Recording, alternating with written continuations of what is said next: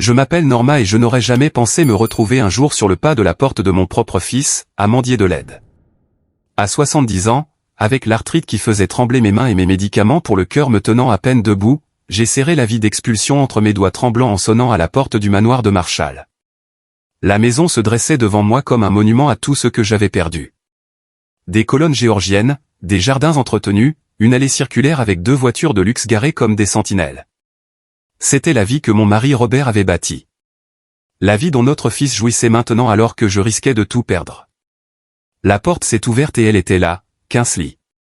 Les cheveux blonds parfaitement coiffés de ma belle-fille attrapaient la lumière du soleil de l'après-midi. Ses vêtements de marque, impeccables comme toujours, mais c'est son expression qui m'a fait chavirer le cœur. Ce regard de dégoût à peine dissimulé, comme si j'étais quelque chose de désagréable qu'elle avait trouvé sous sa chaussure. Norma. Sa voix était plate, sans émotion. Qu'est-ce que tu fais ici? J'ai besoin de parler à Marshall, ai-je dit, en essayant de garder ma voix stable. C'est important. Elle a croisé les bras, son bracelet en diamant captant la lumière. Le même bracelet que j'avais aidé Robert à choisir pour elle à Noël dernier. Il est occupé. S'il te plaît, Kingsley, j'ai juste besoin de quelques minutes. J'ai brandi la vie, les mains tremblantes. Je vais perdre l'appartement, les factures médicales du traitement de Robert. Ils exigent un paiement, et je... Arrête-toi là. Sa voix a tranché mon explication comme une lame. Laisse-moi te dire quelque chose de très clair, Norma. Les faillis ne peuvent pas être ici. Les mots m'ont frappé comme un coup physique. J'ai reculé d'un pas, manquant de trébucher sur les marches de marbre immaculé. Excuse-moi, ai-je chuchoté. Kingsley est sortie sur le porche, fermant la porte derrière elle comme pour empêcher mon désespoir de contaminer sa maison parfaite. Tu m'as entendu. Une femme en faillite ne peut pas faire partie d'une famille de millionnaires. C'est embarrassant. J'ai senti mes genoux faiblir. C'était la femme de mon fils, la femme que j'avais accueillie dans notre famille, la mère de mes petits-enfants. Kingsley, s'il te plaît. Je ne demande pas la charité. Le testament de Robert. Il devait bien y avoir quelque chose. Elle a laissé échapper un rire qui ressemblait à du verre brisé. Oh, il y avait quelque chose. D'accord. Des dettes. Beaucoup de dettes. Des factures médicales, des prêts commerciaux, des paiements de cartes de crédit. Félicitations, Norma. Ton mari t'a laissé un sacré héritage. Ma bouche est devenue sèche. Mais Marshall a hérité de 5 millions de dollars. Oui. Parce que Marshall est le fils de Robert, et il mérite de perpétuer l'héritage familial sans être entraîné par une irresponsabilité financière. Une irresponsabilité financière? J'ai à peine pu sortir les mots. J'ai travaillé 2 emplois pour aider Robert à bâtir son entreprise. J'ai pris soin de son père quand il était mourant. Tu as quoi? Fait du café et répondu au téléphone. Norma, s'il te plaît. Marshall a une réputation à maintenir, une position dans la société. Il ne peut pas être associé à ça. Elle a fait un geste vers moi comme si j'étais quelque chose de malade. J'ai entendu des pas à l'intérieur de la maison et mon cœur a bondi. Marshall, mon fils. Sûrement, quand il me verrait, quand il comprendrait ce qui se passait, il arrangerait les choses. Marshall, ai-je appelé, ma voix se brisant. Marshall, s'il te plaît. Les pas se sont arrêtés. Je pouvais voir son ombre à travers la vitre dépolie de la porte d'entrée, juste là, attendant, écoutant. Marshall, ai-je de nouveau appelé, plus fort cette fois, le désespoir rendant ma voix aiguë. Kingsley a souri narquoisement. Il ne sortira pas, Norma. On en a discuté. C'est mieux comme ça. Mieux? Je l'ai regardé avec incrédulité.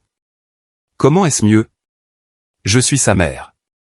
Et c'est un homme d'affaires prospère avec une famille à protéger. Penses-tu vraiment qu'il est juste de l'entraîner dans tes problèmes? N'as-tu pas fait assez de dégâts? La cruauté dans sa voix était à couper le souffle. Mais c'est le silence de l'intérieur de la maison qui m'a vraiment brisé le cœur. Mon fils, le petit garçon que j'avais porté pendant 9 mois, que j'avais soigné à travers chaque maladie, dont j'avais célébré chaque réussite, se tenait à quelques mètres de là, et il laissait faire. Je ne comprends pas, ai-je chuchoté plus à moi-même qu'à elle. La lecture du testament. L'avocat a dit que Robert avait tout arrangé, qu'il y aurait des dispositions. Le sourire de Kingsley était aussi tranchant qu'un couteau. Oh, il y avait des dispositions. D'accord. Des dispositions très spécifiques. Robert a été assez minutieux pour distinguer ses héritiers qui réussissent de ses passifs. J'ai senti quelque chose en moi s'effriter. Passif. C'est ainsi que mon mari de 42 ans m'avait considéré à la fin, un passif. Le loyer de l'appartement est de 3000 $ par mois, ai-je dit doucement. Une dernière tentative désespérée. J'ai Medicare, mais ça ne couvre pas tout. Le traitement contre le cancer, les médicaments. J'ai juste besoin d'aide jusqu'à ce que je trouve une solution. Trouver une solution. Kingsley a de nouveau ri. Norma, tu as 70 ans. Que vas-tu exactement trouver? Non, je pense qu'il est temps que tu acceptes la réalité. Certaines personnes sont destinées au succès, et d'autres sont destinées à être des fardeaux. Ce n'est pas personnel. C'est juste la vie. Elle a fouillé dans son sac à main et en a sorti un billet de 20 $ impeccable. Tiens, achète-toi un bon repas en rentrant.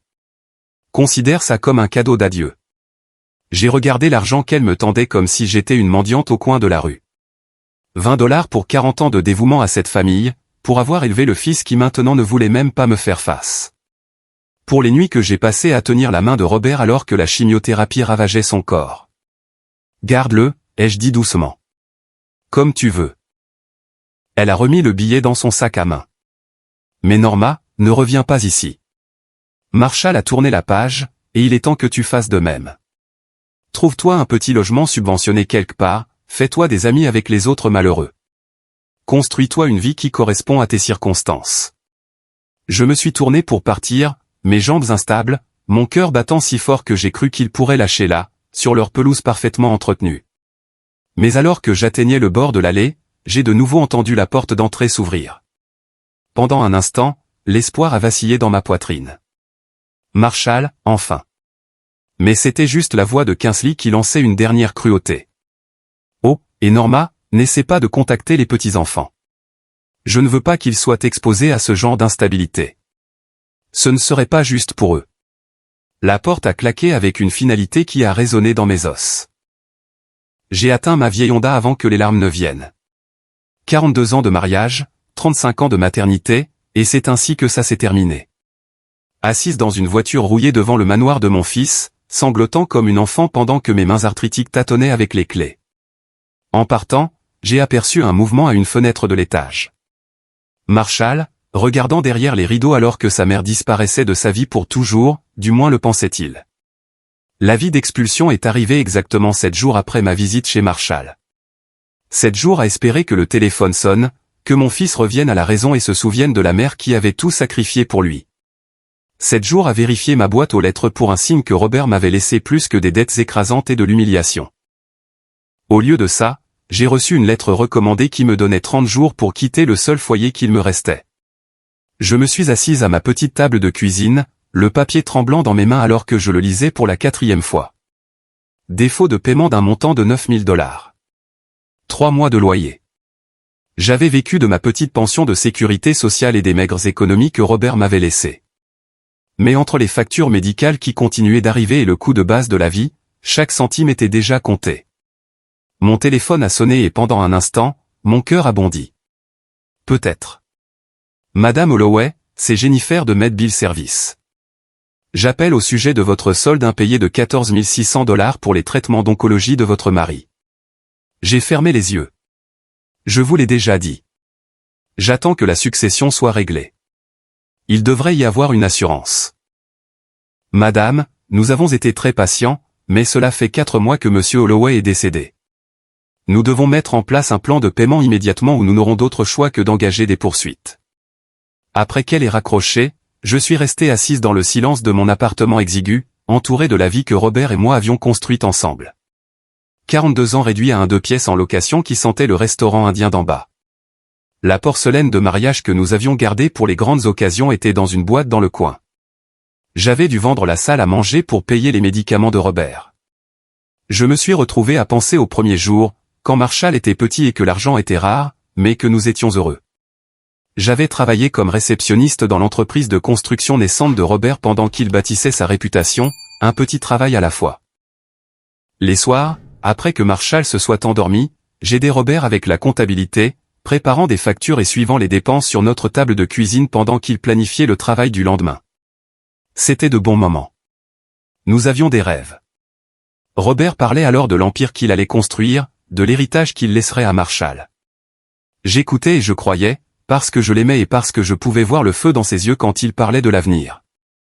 Et j'avais aidé à réaliser cet avenir. Quand Robert a décroché son premier gros contrat commercial, c'est moi qui ai convaincu la banque de prolonger notre ligne de crédit. Quand il a eu besoin d'acheter du matériel coûteux, c'est moi qui ai suggéré d'hypothéquer la maison. Quand son partenaire commercial, Lance, est mort subitement, laissant derrière lui un fils adolescent nommé Damian, c'est moi qui ai insisté pour que nous payions les études universitaires du garçon. C'est ce que Lance aurait fait pour Marshall, avais-je dit à Robert. De plus, Damian est brillant. Il réussira. Robert avait accepté, bien que je puisse voir la réticence sur son visage. 30 000 $ pour les frais de scolarité de Damian, c'était de l'argent que nous pouvions à peine nous permettre, mais c'était la bonne chose à faire. Lance avait été plus que le partenaire commercial de Robert. Il avait été son meilleur ami, le frère que Robert n'avait jamais eu. Je me demandais ce qu'était devenu Damian. La dernière fois que j'en avais entendu parler, il avait obtenu son diplôme de droit et avait déménagé à New York. C'était il y a près de 15 ans. Il avait envoyé une carte de remerciement quand il avait réussi l'examen du barreau, promettant de nous rembourser un jour. Mais la vie continue. Les gens oublient. Et honnêtement, nous n'avions jamais rien attendu en retour. L'ironie ne m'échappait pas maintenant. J'avais aidé à payer les études d'un étranger pendant que mon propre fils restait là à me voir tout perdre. Ma réflexion a été interrompue par un coup à la porte. Pendant un instant fou, j'ai pensé que ce pourrait être Marshall, venant enfin arranger les choses.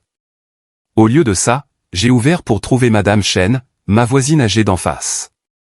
Norma, ma chère, a-t-elle dit, son visage inquiet ridé de préoccupation. J'ai entendu crier plus tôt. Est-ce que tout va bien? J'ai réalisé qu'elle avait dû entendre ma conversation avec le collecteur de dettes. Les murs de cet immeuble étaient fins, et Madame Chen avait une excellente ouïe pour une femme de 80 ans. Je vais bien, ai-je menti. Mais ma voix s'est brisée sur les mots. Madame Chen est entrée dans mon appartement sans y être invitée. Ses yeux ont balayé les boîtes, les meubles clairsemés, l'aura générale d'une vie en cours de démantèlement pièce par pièce. Oh, ma chérie, a-t-elle dit doucement. Qu'est-ce qui se passe? Quelque chose dans sa gentillesse, la première compassion sincère que j'avais reçue depuis la mort de Robert, a brisé quelque chose en moi. Je me suis retrouvé à tout lui raconter, le testament, la cruauté de Kingsley, la lâcheté de Marshall, les factures qui s'accumulaient, l'avis d'expulsion et la réalisation écrasante que la vie que j'avais passé 70 ans à construire s'effondrait autour de moi. Madame Chen a écouté sans jugement, me tapotant parfois la main ou faisant de doux bruits de sympathie. Quand j'ai fini, elle est restée silencieuse un long moment. Votre fils, a-t-elle dit finalement. Il ne veut vraiment pas vous aider? J'ai secoué la tête. Kingsley l'a convaincu que je suis une sorte de fardeau, qu'aider me nuirait en quelque sorte à sa réputation. Et votre mari ne vous a vraiment laissé que des dettes? Selon l'avocat, oui, tout est allé à Marshall. L'entreprise, les investissements, même la maison où nous avons vécu pendant 20 ans. Robert avait tout transféré au nom de Marshall avant de mourir, soi-disant pour des raisons fiscales. Madame Chen a froncé les sourcils. Ça ne semble pas juste, ma chère. D'après mon expérience, les hommes ne laissent généralement pas leur femme sans rien, surtout après 40 ans de mariage. Robert était malade depuis si longtemps, ai-je dit avec lassitude. Peut-être qu'il ne pensait pas clairement. Ou peut-être que Kingsley l'a influencé d'une manière ou d'une autre. Elle était toujours là pendant ses traitements, si serviable, si attentionnée. Je pensais que c'était merveilleux à l'époque, ma belle-fille prenant si bien soin de son beau-père. Mais même en le disant, quelque chose me tracassait. Kingsley avait en effet été très impliqué dans les soins de Robert pendant ces derniers mois. Elle l'avait conduit à ses rendez-vous quand j'étais trop épuisé pour fonctionner, avait géré les communications avec ses médecins et ses avocats. J'avais été reconnaissante de son aide, si accablé par le chagrin et la peur que je n'avais pas remis en question son dévouement soudain à son beau-père mourant. Maintenant, je me demandais s'il y avait plus à sa serviabilité que de la loyauté familiale. Madame Chen est restée une autre heure, m'aidant à trier des papiers et à emballer d'autres de mes affaires. En se préparant à partir, elle s'est arrêtée à la porte. Norma, je veux que tu penses à quelque chose. Tu as dit que tu as aidé à payer les études de ce garçon. Le fils de Lance, Damian, c'est ça? J'ai hoché la tête. Eh bien, ma chérie, il est peut-être temps que tu lui demandes de te rendre l'appareil. Après son départ, je suis resté seul avec ces mots résonnant dans mon esprit. Cela faisait tant d'années que je n'avais pas pensé à Damian Cooper. C'était un garçon si gentil, dévasté par la crise cardiaque soudaine de son père, terrifié pour son avenir. Je me souvenais de son jeune air assis à notre table de cuisine pendant que Robert expliquait qu'il s'occuperait de ses frais de scolarité. « Tu ne nous dois rien », lui avais-je dit quand il avait essayé de me remercier. « Rends juste ton père fier. » Je suis allé dans le placard de ma chambre et j'ai descendu la vieille boîte à chaussures où je gardais des souvenirs de l'époque où Robert était en affaires. Quelque part là-dedans se trouvait l'annonce de la remise de diplôme de droit de Damian et peut-être, si j'avais de la chance, un moyen de le contacter. En cherchant dans les papiers jaunis, je me suis retrouvé à penser à ce que Madame Chen avait dit. Quelque chose dans le testament de Robert ne me semblait pas juste. Mon mari avait ses défauts, mais il n'était pas cruel. Même si Kinsley l'avait influencé, même s'il avait été confus par les médicaments ou la peur, m'aurait-il vraiment laissé sans rien? Pour la première fois depuis la lecture du testament, j'ai ressenti une minuscule étincelle de quelque chose qui n'était pas du désespoir. C'était peut-être de l'espoir. Ou peut-être le début de quelque chose de beaucoup plus dangereux. J'ai trouvé la carte de visite de Damian glissée entre mon vieux carnet d'adresses et une pile de cartes de Noël d'il y a des années. Le papier était de couleur crème, d'aspect coûteux, avec des lettres en relief qui disaient « Damian Cooper, Esquire, droit des sociétés, Goldman Sachs & Associates, Wall Street, New York ». Mes mains tremblaient en la tenant. Ce ne pouvait pas être le même gentil garçon dont je me souvenais, n'est-ce pas? Celui qui m'aidait à porter les courses quand il rendait visite à son père au bureau de Robert. L'adolescent qui a pleuré aux funérailles de Lance pendant que je lui tenais la main et lui promettais que tout irait bien. J'avais trouvé la carte il y a 3 jours, mais il m'a fallu jusqu'à maintenant, assise dans mon appartement presque vide avec un autre appel de recouvrement résonnant encore dans mes oreilles, pour trouver le courage de composer le numéro. Le téléphone a sonné 1 fois, 2 fois. J'ai failli raccrocher. Cabinet d'avocat Cooper, c'est Amanda qui parle. Comment puis-je vous diriger? Ma voix est sortie en un croassement. Je me suis raclé la gorge et j'ai réessayé. Je cherche Damian Cooper. Mon nom est Norma Holloway. Puis-je vous demander de quoi il s'agit? C'est personnel. Je suis une vieille amie de la famille. Veuillez patienter pendant que je vérifie la disponibilité de Monsieur Cooper. L'attente a semblé interminable. Une musique classique douce jouait pendant que je répétais ce que j'allais dire. Comment dire à quelqu'un que vous avez aidé à élever que vous êtes maintenant sans le sou? Comment demander de l'aide à quelqu'un à qui vous n'avez pas parlé depuis 15 ans? Madame Holloway? La voix qui est venue sur la ligne était plus profonde que je ne m'en souvenais, confiante et professionnelle. Mais il y avait quelque chose de familier dans la cadence qui a fait bondir mon cœur. Damian. Mon Dieu. Madame Holloway. C'est vraiment vous? C'est moi, ma chérie. L'affectueux a glissé avant que je puisse l'arrêter, le même que j'utilisais pour l'appeler quand il était jeune. Il y a eu une pause et quand il a de nouveau parlé, sa voix était plus douce, plus chaleureuse. Je n'arrive pas à y croire. Comment allez-vous? Comment va Monsieur Holloway? Ça fait. Mon Dieu, ça fait des années. La gentillesse dans sa voix m'a presque anéanti. J'ai dû serrer les lèvres pour ne pas pleurer là, au téléphone. Robert est décédé il y a 4 mois, Damian. Oh, Madame Holloway, je suis tellement désolé. Je n'en avais aucune idée. Merci. J'ai pris une inspiration tremblante. Damian, je sais que ça va paraître étrange, de t'appeler à l'improviste comme ça, mais j'ai besoin d'aide. Bien sûr, n'importe quoi. Qu'est-ce qui se passe? L'inquiétude dans sa voix m'a tellement rappelé son père. Lance avait été pareil. Prompt à offrir de l'aide, lent à juger. Cela m'a donné le courage de continuer. C'est compliqué. Le testament de Robert. Il y a eu des irrégularités. On m'a laissé avec rien d'autre que des dettes et mon fils. Mon fils ne veut pas m'aider. Silence à l'autre bout du fil. Puis-je? Je suis désolé. Avez-vous dit des irrégularités? Le testament a tout laissé à Marshall. 5 millions de dollars. Et j'ai hérité seulement des dettes. Des factures médicales, des prêts commerciaux. L'avocat a dit que tout était légal. Mais Damian, ça n'a pas de sens. Robert n'était pas cruel. Il ne m'aurait pas laissé sans rien. Madame Holloway, qui s'est occupée de la succession? Quel cabinet? Patterson, Williams, & Associates. Vous les connaissez? Une autre pause. Plus longue cette fois. Je les connais de réputation. Madame Holloway, je dois vous demander quelque chose, et s'il vous plaît, ne vous offusquez pas. Mais est-ce que quelqu'un a aidé Robert avec sa planification successorale? Quelqu'un qui aurait pu influencer ses décisions. J'ai pensé à Kingsley, toujours si serviable pendant la maladie de Robert, proposant toujours de le conduire à ses rendez-vous, de s'occuper de la paperasse juridique qui l'épuisait tant. Ma belle-fille a été très impliquée, ai-je dit lentement. Kingsley. Elle a dit qu'elle voulait t'aider, m'enlever ce fardeau pendant que je m'occupais de Robert. Je vois. Son ton avait changé, devenant plus alerte. Madame Holloway, je veux que vous sachiez que ce que vous décrivez, une épouse complètement déshéritée après 42 ans de mariage, c'est extrêmement inhabituel. Suspect même. Suspect comment? Dans la plupart des États, y compris le vôtre, il y a des lois qui protègent les conjoints survivants. C'est très difficile de déshériter complètement une femme, même si quelqu'un le voulait.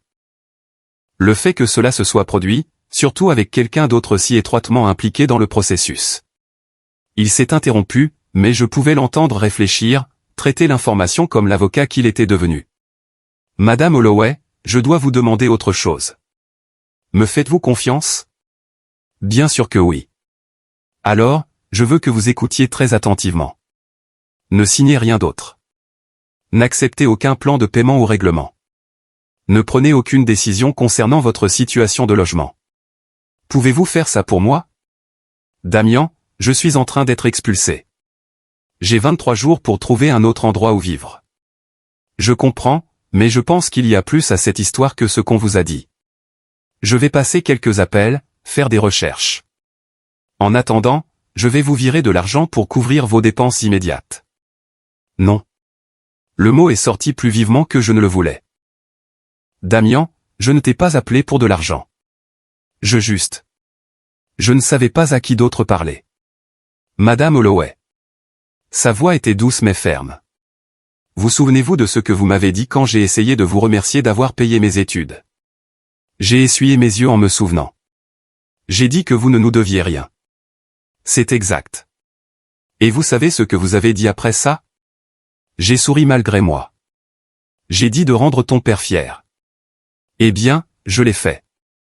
Je l'ai rendu fier. Et je vous ai rendu fier aussi, j'espère.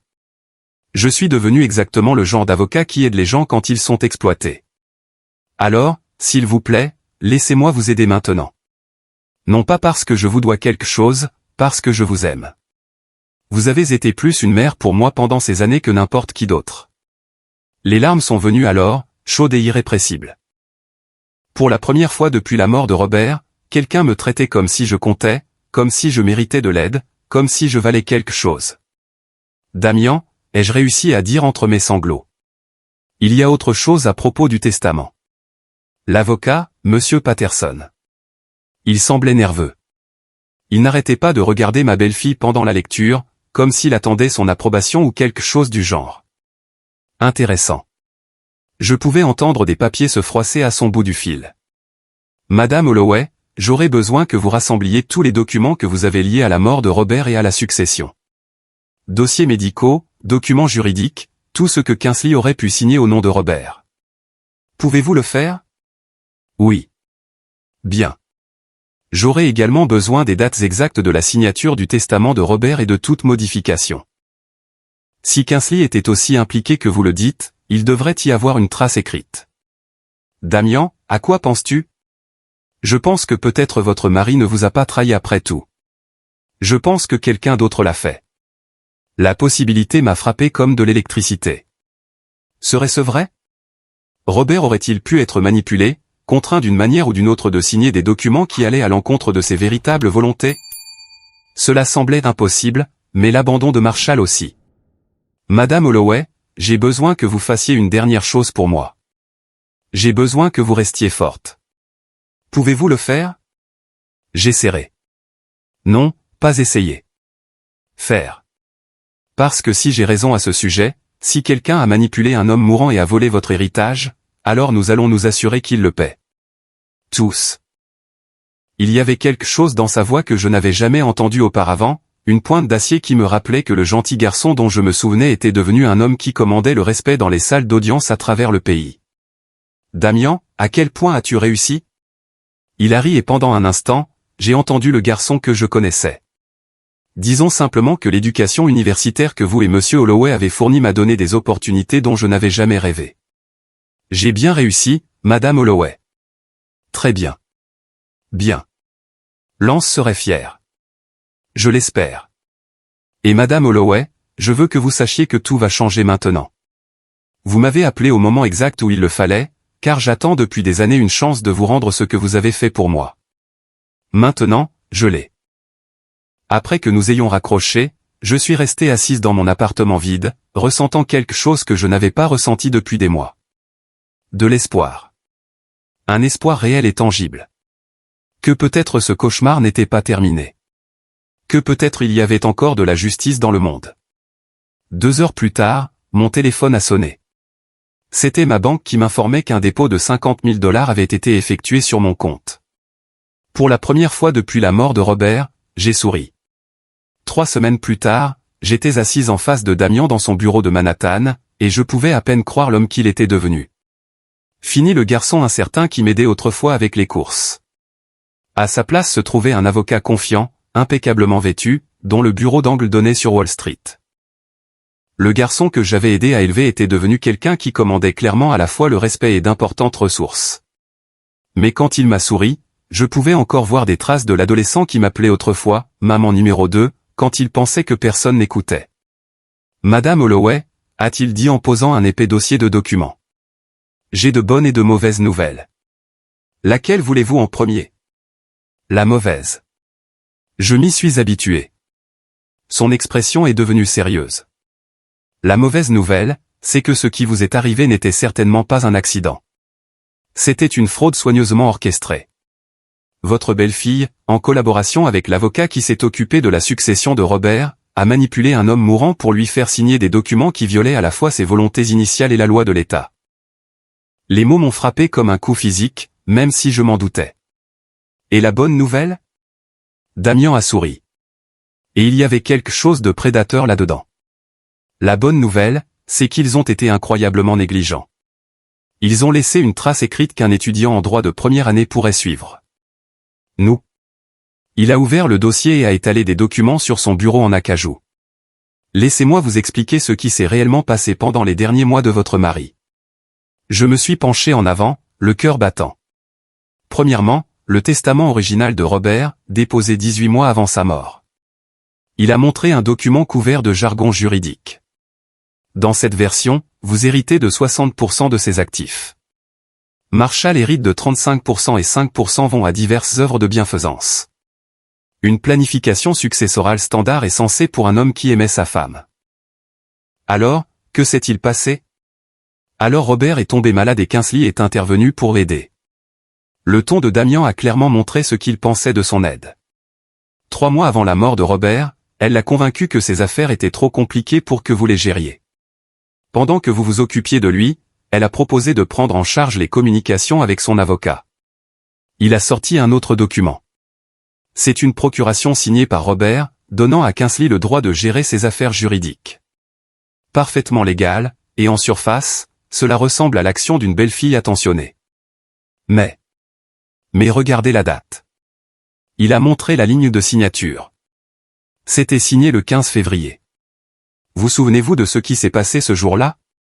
J'ai réfléchi, mon esprit embrumé par le chagrin et l'épuisement.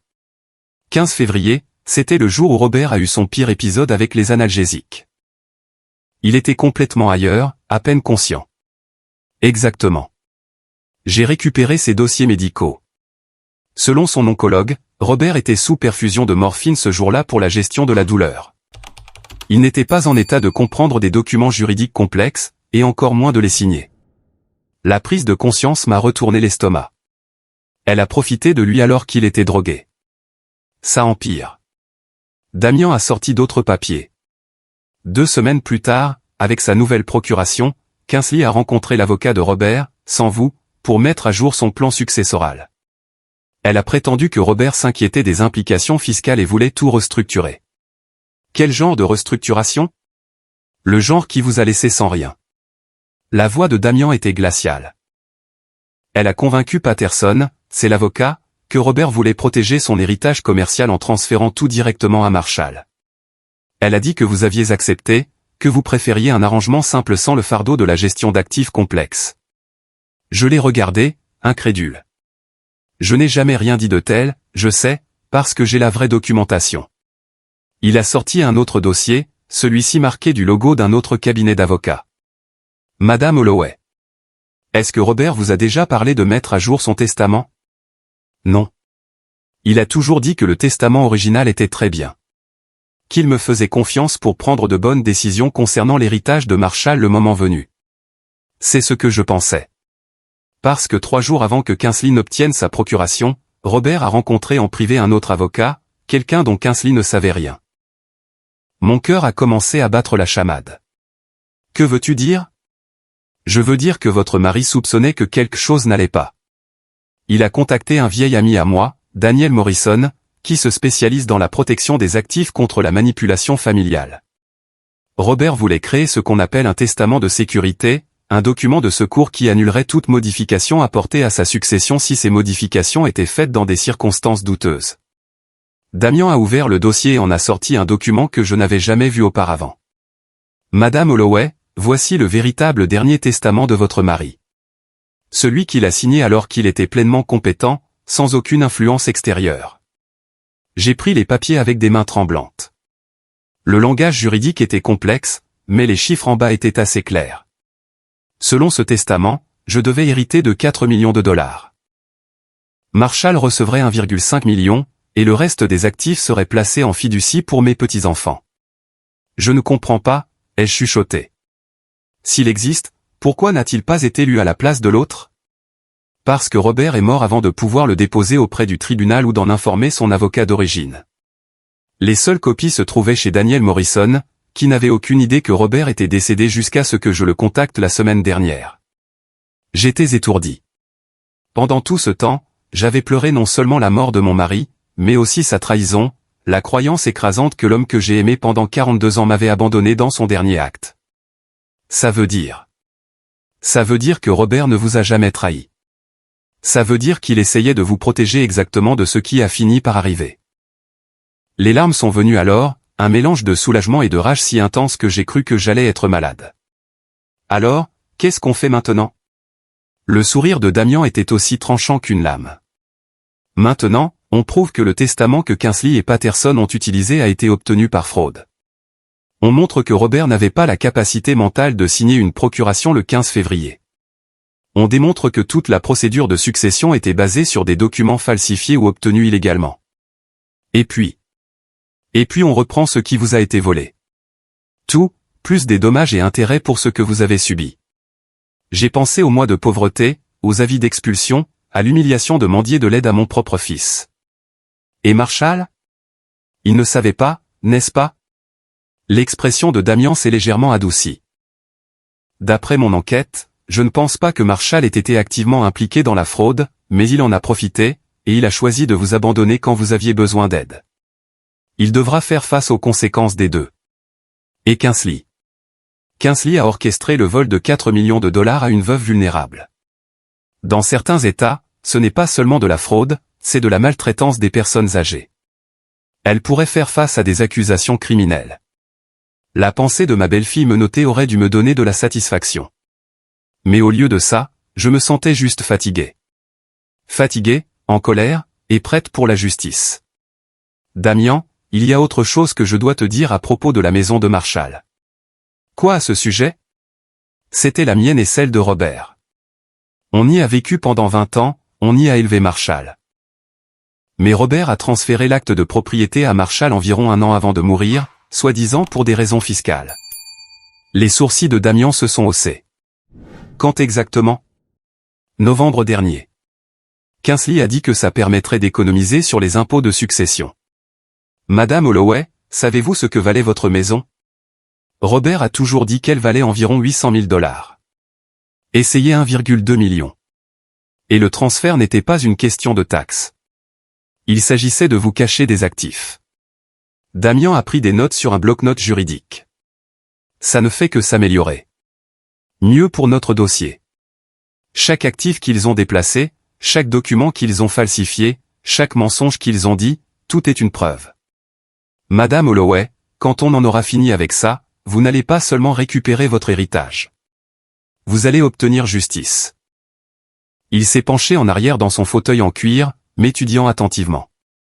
Je dois vous préparer à quelque chose, cependant. Quand on agira contre eux, et on agira contre eux, ça va être dramatique, public. Votre fils va apprendre des vérités très inconfortables sur sa femme. Votre famille sera forcée d'affronter ce qu'elle vous a fait. Je comprends. Vraiment? Parce qu'une fois qu'on commence ça, il n'y aura pas de retour en arrière.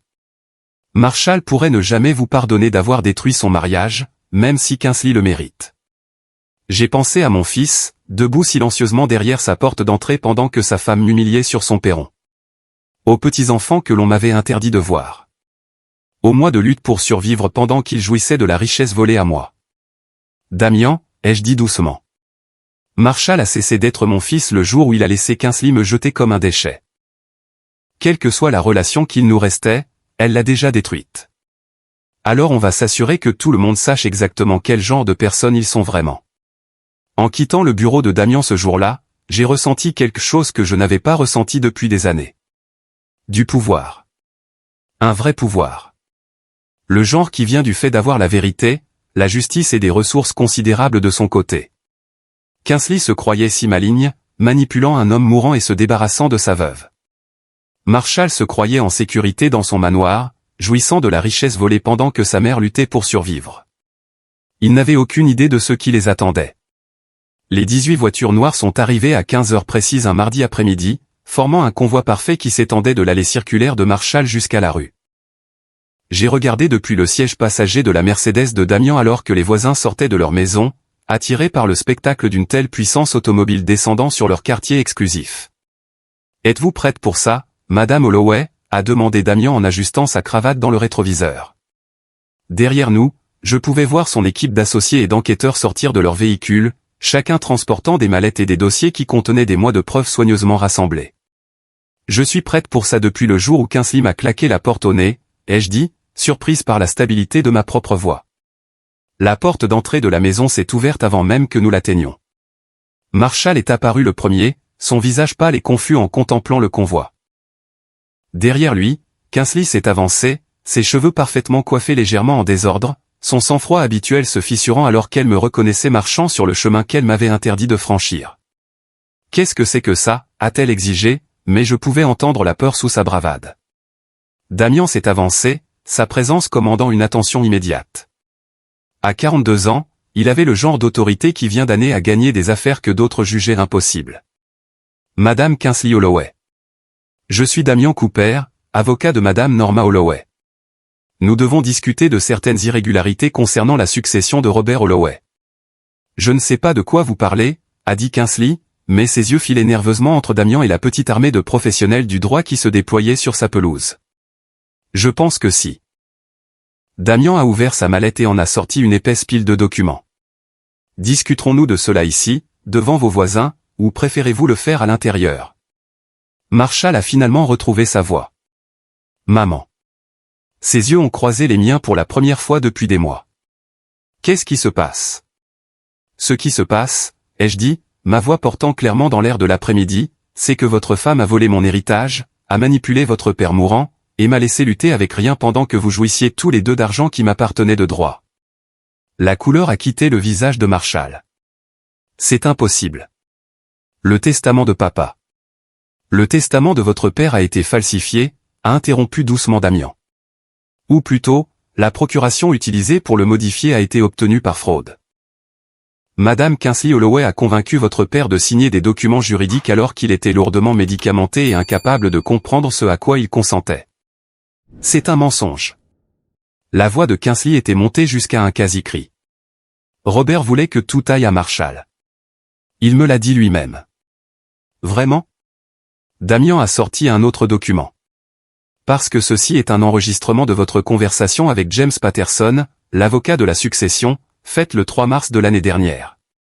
Voudriez-vous que je le joue pour que tout le monde l'entende? Kingsley est devenue très silencieuse.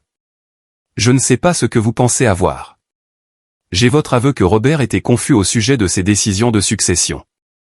J'ai vos instructions à Patterson pour s'assurer que la vieille femme, ce serait Madame Holloway, ne compliquerait pas les choses pour Marshall.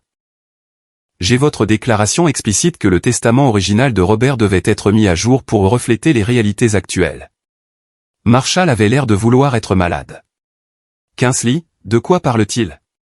Mais Damien n'avait pas fini. J'ai aussi des dossiers médicaux montrant que Robert Holloway était sous perfusion de morphine le jour où il a soi-disant signé la procuration. J'ai le témoignage de 2 infirmières qui déclarent qu'il était au mieux semi-conscient pendant toute cette semaine. Vous ne pouvez rien prouver de tout ça, a dit Kingsley. Mais sa voix manquait de conviction. En fait, si. Damien a fait un geste vers l'un de ses associés qui s'est avancé avec un autre dossier.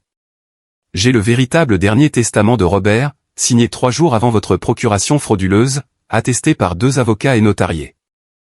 Dans ce testament, ses véritables dernières volontés, Madame Norma Holloway hérite de 4 millions de dollars. Marshall hérite de 1,5 million et le reste est placé en fiducie pour les petits-enfants. Les mots ont frappé Marshall comme des coups physiques. Il a reculé en chancelant, se rattrapant contre le cadre de la porte. 4 millions? Mais l'avocat a dit qu'il n'y avait pas assez d'argent. L'avocat a menti, ai-je dit doucement. Tout comme votre femme a menti. Tout comme vous avez choisi de croire leurs mensonges plutôt que d'aider votre propre mère. Je ne savais pas, a chuchoté Marshall. Maman, je jure que je ne savais pas quoi? Que votre femme était une voleuse manipulatrice ou que vous étiez parfaitement disposé à me laisser devenir sans abri pendant que vous viviez dans le luxe? Kingsley s'est soudainement jeté en avant, son sang-froid complètement brisé. Vous ne pouvez rien prouver. Robert était mon beau-père. J'avais tout à fait le droit de l'aider avec ses affaires. L'aider? La voix de Damien était glaciale. C'est comme ça que vous appelez le fait de convaincre un homme mourant de signer des documents qu'il ne pouvait pas comprendre? Des documents qui violaient ses véritables volontés et laissaient sa femme de 42 ans sans rien d'autre que des dettes? Elle ne le méritait pas. Les mots ont explosé de Kingsley avant qu'elle ne puisse les arrêter. Elle n'est rien. Une moins que rien. Elle travaillait dans un bureau à répondre au téléphone. Marshall est l'héritage de Robert, son héritier. Elle n'était que... Juste quoi? Ai-je demandé doucement. Juste sa femme. Juste la femme qui a travaillé 2 emplois pour l'aider à bâtir son entreprise. Juste la mère qui a élevé son fils. Mais Kingsley était au-delà de toute pensée rationnelle maintenant. Vous vous croyez si innocente. Vous pensez que vous méritez de la sympathie. Mais où étiez-vous quand Robert bâtissait son empire? Où étiez-vous quand il avait besoin d'un vrai soutien? Pas seulement du café et du classement. Je travaillais, ai-je dit simplement. J'élevais votre mari. Je m'occupais du père de Robert quand il était mourant. Je faisais tout ce qu'une femme et une mère sont censées faire pendant que vous étiez. Où étiez-vous, Kingsley? Oh, c'est vrai. Vous n'existiez pas encore dans nos vies. Marshall regardait sa femme avec une horreur croissante. Kingsley, dis-moi que tu n'as pas fait ça. Dis-moi que tu n'as pas volé ma mère. J'ai protégé notre famille, a-t-elle crié. J'ai protégé notre avenir. Cet argent devrait aller à des gens qui comptent, pas à une vieille femme déchue qui... Arrête. La voix de Marshall a transpercé sa tirade comme un couteau. Arrête de parler. Il s'est tourné vers Damien, son visage cendré. Qu'est-ce qui se passe maintenant? Maintenant, a dit calmement Damien. Madame Kingsley Holloway fait face à des accusations de fraude envers une personne âgée, de falsification de documents et de vol.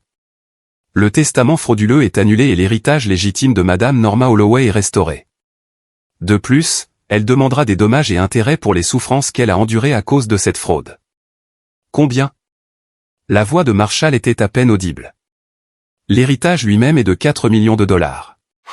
La maison dans laquelle vous vivez, qui a été illégalement transférée hors du patrimoine conjugal, vaut 1,2 million.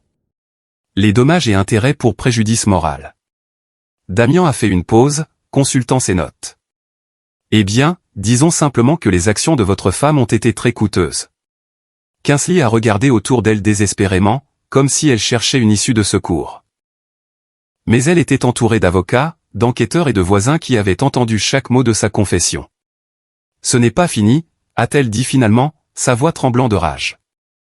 Je vais me battre. Je vais prouver que Robert voulait. Vous prouverez quoi? A interrompu Damian.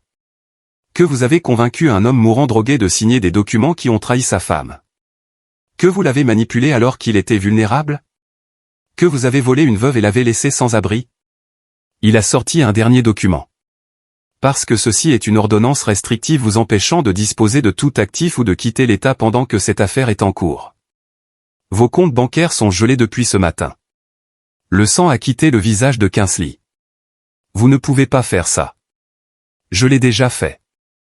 Le sourire de Damian était prédateur. Vous voyez, Kingsley, vous avez fait une erreur cruciale. Vous pensiez que Madame Holloway était impuissante. Vous pensiez qu'elle n'avait personne pour se battre pour elle. Vous avez oublié que parfois les gens que vous rejetez comme sans valeur se révèlent avoir des amis très puissants. Il a fait un geste vers le convoi de voitures, vers l'équipe d'avocats et d'enquêteurs, vers la démonstration très évidente de ressources juridiques et financières déployées contre elle. Madame Norma Holloway n'a pas seulement aidé à payer mes études universitaires. Elle m'a donné un foyer quand je n'avais nulle part où aller. Elle m'a montré ce que signifie vraiment la famille. Et j'ai passé les 15 dernières années à bâtir le genre de cabinet qui se spécialise dans la destruction de gens comme vous. Le silence qui a suivi était assourdissant. Même les voisins qui s'étaient rassemblés pour regarder le spectacle semblaient figés, stupéfaits par l'ampleur de ce dont ils avaient été témoins. Finalement, Marshall a parlé. « Maman » a-t-il dit doucement. « Je suis désolé. Je suis tellement, tellement désolé. J'ai regardé mon fils. Vraiment regardé pour la première fois depuis des mois. Je pouvais voir le garçon que j'avais élevé lutter avec l'homme qu'il était devenu. La honte et la culpabilité se battant avec le soulagement que la vérité soit enfin sortie. Je sais que tu le hais, ai-je dit. Mais désolé ne suffit pas. Plus maintenant. Car si une partie de moi se sentait justifiée, une autre partie de moi réalisait que cette victoire avait un coût terrible. J'avais obtenu justice. Mais j'avais perdu ma famille dans le processus. Marshall ne se pardonnerait jamais ce qu'il avait laissé faire. Et Kingsley? Eh bien, Kingsley ne nous pardonnerait jamais d'avoir détruit la vie qu'elle avait bâtie sur des mensonges. Alors que l'équipe de Damian commençait à signifier des papiers juridiques et que Kingsley était emmené pour interrogatoire, je me suis demandé si la victoire était aussi douce que je l'avais imaginé. 6 mois plus tard, je me tenais dans la cuisine de ma nouvelle maison, une maison modeste mais confortable que j'avais achetée avec mon héritage restauré, regardant le lever du soleil peindre le ciel de nuances d'or et de rose. Pour la première fois depuis plus d'1 an, je ne m'inquiétais pas de l'argent, des avis d'expulsion ou des factures médicales. Plus important encore, pour la première fois de ma vie d'adulte, je n'étais responsable de personne d'autre que de moi-même. La procédure judiciaire s'était conclue il y a 3 semaines. Kingsley a plaidé coupable de fraude envers une personne âgée et de falsification de documents en échange d'une peine réduite de 18 mois de prison et d'une restitution complète. James Patterson, l'avocat de la succession, a perdu sa licence et a fait face à ses propres accusations criminelles pour son rôle dans le complot. La maison dans laquelle j'avais vécu pendant 20 ans m'a été rendue, bien que j'ai choisi de la vendre plutôt que de vivre avec ses souvenirs. Marshall a conservé le demi-million que son père lui avait réellement destiné, un héritage substantiel, bien que bien inférieur aux 5 millions dont il avait joui pendant ces mois. Il en avait utilisé la majeure partie pour payer mes frais de justice et les dommages et intérêts que le tribunal m'avait accordés pour préjudice moral. Cela semblait juste d'une manière ou d'une autre. Le bruit d'une voiture dans mon allée a interrompu mon café du matin. Par la fenêtre, j'ai vu Marshall sortir de sa berline, se déplaçant lentement comme un homme qui avait vieilli de plusieurs années en quelques mois seulement. Il avait appelé régulièrement depuis la fin du procès, demandant à rendre visite, demandant à parler. C'était la première fois aujourd'hui que je disais oui. J'ai ouvert la porte avant qu'il ne puisse frapper.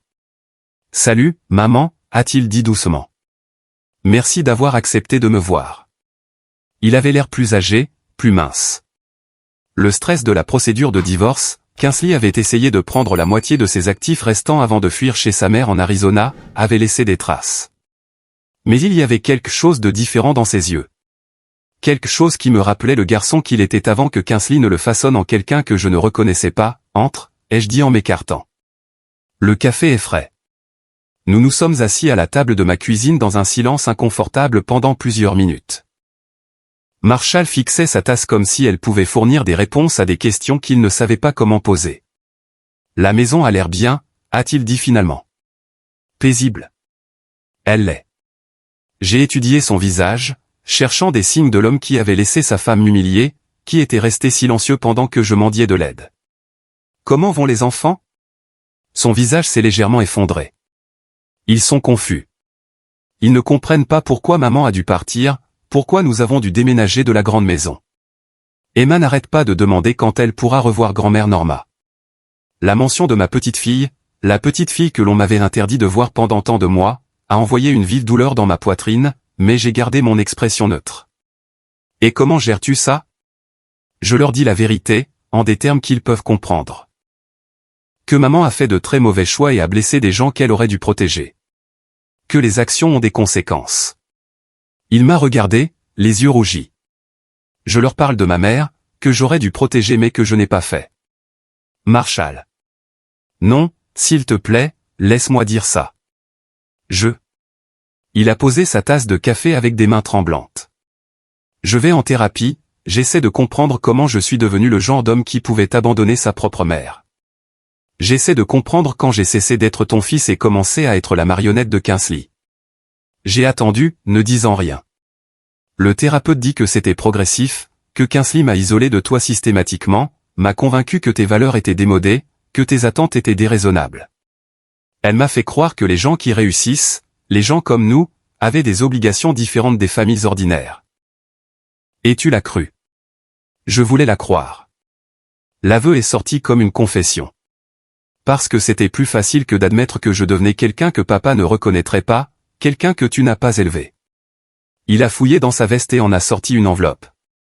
Je t'ai écrit une lettre, essayant d'expliquer, de m'excuser, mais chaque fois que je la lis, ça sonne comme des excuses. Peut-être parce que ce sont des excuses. Marshall a tressailli comme si je l'avais giflé. Peut-être qu'elles le sont. Peut-être qu'il n'y a aucune excuse pour ce que j'ai fait. Mais maman, j'ai besoin que tu saches que quand Kingsley m'a dit que tu demandais de l'argent, elle a dit que tu essayais de me culpabiliser pour soutenir tes choix de vie. Elle a dit que tu avais toujours été financièrement irresponsable, que papa s'en était plaint avant de mourir. Et tu l'as cru sans me le demander. Je l'ai cru parce que je le voulais. Sa voix s'est brisée. Parce que prendre soin de toi aurait signifié admettre que Kingsley avait tort sur quelque chose, et je ne pouvais pas faire ça, parce que toute ma vie était construite sur la conviction qu'elle avait toujours raison. J'ai siroté mon café, laissant le silence s'étirer entre nous. Une partie de moi voulait le réconforter, lui dire que ce n'était pas grave, que je lui pardonnais. Mais la plus grande partie de moi, celle qui avait passé des mois à se demander si son propre fils se souciait de sa vie ou de sa mort, n'était pas prête pour ça. « Que veux-tu de moi, Marshall ? Je veux regagner le droit d'être ton fils. » « Et comment prévois-tu de le faire ? » Je ne sais pas, l'honnêteté de son aveu m'a surprise. J'ai détruit la stabilité de mes enfants, perdu la plupart de mon héritage, et découvert que la femme que j'ai épousée est une criminelle qui m'a utilisé pour voler ma propre mère. Je ne sais même plus qui je suis, et encore moins comment réparer ce que j'ai brisé. Pour la première fois depuis son arrivée, j'ai ressenti une lueur de quelque chose qui ressemblait à de la sympathie. Les enfants, comment vont-ils vraiment ? Ils sont résilients. Les enfants le sont toujours. Emma parle de toi tout le temps, demande quand on pourra visiter la nouvelle maison de grand-mère. Jake est plus jeune, mais il se souvient de ta voix. Il demande les histoires de grand-mère au coucher. Ma gorge s'est nouée. J'avais déjà manqué tant de choses de leur vie. Je pensais, a poursuivi Marshall avec précaution. Peut-être que tu aimerais les voir un de ces jours, quand tu seras prête. Si tu es prête. Sans que Kingsley soit là pour l'interdire. Kingsley n'a plus son mot à dire sur quoi que ce soit. Le divorce est finalisé le mois prochain et j'ai la garde exclusive. Elle. Il a fait une pause, semblant se ressaisir. Elle a montré son vrai visage pendant la procédure. Même son propre avocat était dégoûté par certaines des choses qu'elle a essayé de faire. J'ai pensé à mes petits-enfants, aux années de leur vie que j'avais déjà perdues, aux relations que Kingsley avait rompues avec sa cupidité et sa manipulation. J'aimerais les voir, ai-je dit finalement. Mais Marshall, j'ai besoin que tu comprennes quelque chose. Ce qui s'est passé entre nous, ça m'a changé. Je ne suis plus la même femme qui s'inquiétait de savoir si tu l'approuvais, qui sacrifiait ses propres besoins pour maintenir la paix dans la famille. Je sais. Je ne vais pas faire semblant que tout va bien juste pour que tu te sentes mieux à propos de ce que tu as fait. Je ne voudrais pas que tu le fasses. Et je ne serai plus le plan de secours d'urgence de personne. Je ne serai pas la grand-mère que tu appelles quand tu as besoin d'une babysitter, mais que tu ignores quand c'est gênant. Je comprends. J'ai étudié son visage, cherchant des signes de l'arrogance et de l'égoïsme qu'il avait rendu si facile à manipuler pour Kingsley. Ce que j'ai vu à la place, c'était un remords sincère et quelque chose qui ressemblait au début de la sagesse. Il y a autre chose, a-t-il dit doucement. À propos de papa. Quoi à son sujet? J'ai trouvé certains de ces vieux papiers en nettoyant la maison. Des choses personnelles qui ne faisaient pas partie de la succession. Il y avait des lettres qu'il a écrites mais jamais envoyées, dont une à toi. Il a sorti une autre enveloppe de sa veste. Celle-ci jaunie par le temps. Il l'a écrite environ un mois avant de mourir. Je pense qu'il savait ce que Kingsley faisait, mais il était trop faible pour se battre. Les mains tremblantes, j'ai pris la lettre et je l'ai ouverte. L'écriture familière de Robert, tremblante à cause de la maladie, mais toujours reconnaissable, couvrait 2 pages. Les mots se sont brouillés en les lisant, mais le sens était clair. Il m'avait aimé jusqu'à la fin. Il était désolé d'avoir été trop malade pour me protéger. Il avait espéré que Marshall prendrait soin de moi quand il ne serait plus là. Il s'était trompé sur notre fils, mais il n'avait jamais cessé de m'aimer. Il m'a demandé de m'assurer que tu sois prise en charge, a dit doucement Marshall. Dans la lettre, il parle de sa fierté pour la femme que tu es devenue, de sa gratitude pour tout ce que tu as sacrifié pour notre famille. Il a dit que j'avais de la chance de t'avoir comme mère et qu'il espérait que je serais digne de ton amour. J'ai essuyé mes yeux en pliant la lettre. Merci de me l'avoir apporté. Je l'ai déçu, n'est-ce pas? Je vous ai déçus tous les deux. Oui, ai-je dit simplement. C'est le cas. Marshall a hoché la tête, acceptant le jugement sans argumenter. Je peux te demander quelque chose, maman? Quoi? Penses-tu qu'il est possible de revenir de quelque chose comme ça, de mériter le pardon? J'ai pensé à Damien, au garçon effrayé et en deuil qui était devenu un homme d'intégrité et de force. J'ai pensé aux choix qui nous définissent, à la possibilité de la rédemption, à la différence entre être désolé et être changé. Je pense, ai-je dit prudemment, que le pardon n'est pas quelque chose que l'on mérite. C'est quelque chose que l'on reçoit en cadeau si et quand la personne que vous avez blessée décide de le donner. Et penses-tu que tu seras un jour prête à donner ce cadeau? J'ai regardé mon fils, vraiment regardé, et pour la première fois depuis des mois, j'ai vu des traces du garçon que j'avais élevé. Non pas l'homme que Kingsley avait modelé, mais l'enfant qui m'apportait autrefois des pissenlits en les appelant des fleurs, qui se blottissait contre moi pendant les orages, qui me disait que j'étais la meilleure maman du monde. Je pense, ai-je dit lentement, que ça dépendra de qui tu choisiras d'être à partir de maintenant. Marshall a hoché la tête, comprenant que ce n'était pas une absolution, mais une possibilité. Serait-ce d'accord si j'amenais les enfants ce week-end, juste pour 1 heure ou 2? J'ai souri pour la première fois depuis son arrivée. J'aimerais ça. Après son départ, je me suis assise sur la balançoire de mon Porsche, regardant le soleil monter plus haut dans un ciel sans nuages. Pour la première fois de ma vie d'adulte, je n'avais personne à m'occuper d'autre que moi-même. Pas de mari à s'inquiéter, pas de fils à conforter, pas de drame familial à gérer. C'était terrifiant et libérateur à la fois. J'ai pensé à la femme que j'étais avant que Robert ne tombe malade. Toujours occupé, toujours à m'occuper de quelqu'un d'autre, mettant toujours mes propres besoins en dernier. Cette femme était partie, enterrée aux côtés des illusions que j'avais entretenues sur la loyauté familiale et l'amour inconditionnel. À sa place se trouvait quelqu'un de plus dur mais de plus sage. Quelqu'un qui comprenait que l'amour sans limite n'est que de la complaisance. Quelqu'un qui savait que le pardon sans changement est vide de sens. Quelqu'un qui avait enfin appris que la personne la plus importante à prendre en charge était elle-même. L'avenir s'étendait devant moi. Incertain mais plein de possibilités. Peut-être que Marshall se montrerait digne d'une seconde chance. Peut-être pas. Peut-être que mes petits-enfants et moi construirions la relation que Kingsley avait essayé de détruire. Peut-être pas. Mais pour la première fois de mes 70 ans, ces résultats ne dépendaient pas de ma volonté de me sacrifier pour les autres. Ils dépendaient des autres prouvant qu'ils méritaient une place dans ma vie. Et ça, ai-je réalisé en me balançant doucement au soleil du matin, était exactement comme il se doit. Maintenant, je suis curieux de vous qui écoutez mon histoire. Que feriez-vous si vous étiez à ma place? Avez-vous déjà vécu quelque chose de similaire? Commentez ci-dessous.